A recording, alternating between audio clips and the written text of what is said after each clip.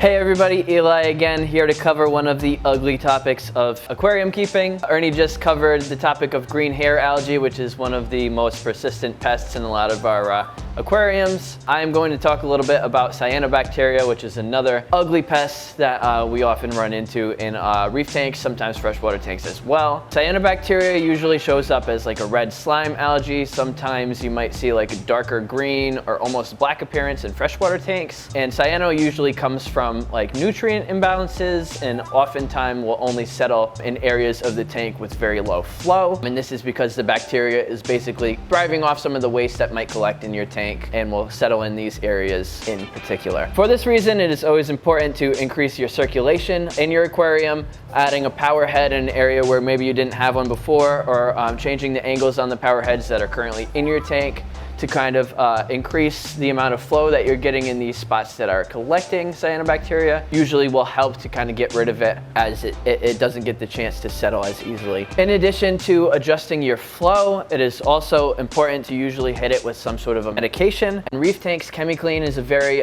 popular method to go with. This is basically a type of antibiotic that will specifically target the cyanobacteria in your tank. It is perfectly safe to use in reef aquariums. It's perfectly safe with your biological filtration. It should not affect any beneficial bacteria in your tank. However, in using this to treat your tank, usually you run into dissolved oxygen issues. So as the bacteria dies off, the bacteria that decide to eat the cyano use a lot of the oxygen in the tank. For this reason, increasing your aeration using an air pump is always a good idea. If it is a reef tank, taking your skimmer cup off the top of your skimmer and allowing the bubbles to kind of overflow back into the tank while you're not getting as much skimmate, and your tank may result in a little more cloudiness or just having a little more waste in the tank.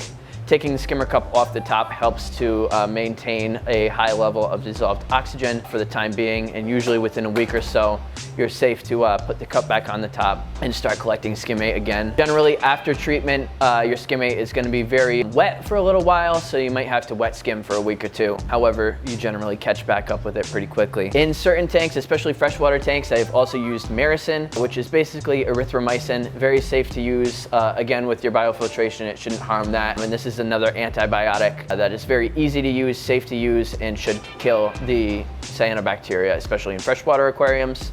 This one is very easy to use. It's basically pre-weighed into packets, and each packet is useful to treat 10 gallons. And generally, a 3 to 5 day treatment of this is enough to kind of catch up with your cyanobacterial problems. If you guys have any questions, feel free to leave them in the comment section. Let us know if there's anything else that you want us to cover. And as always, keep on reefing.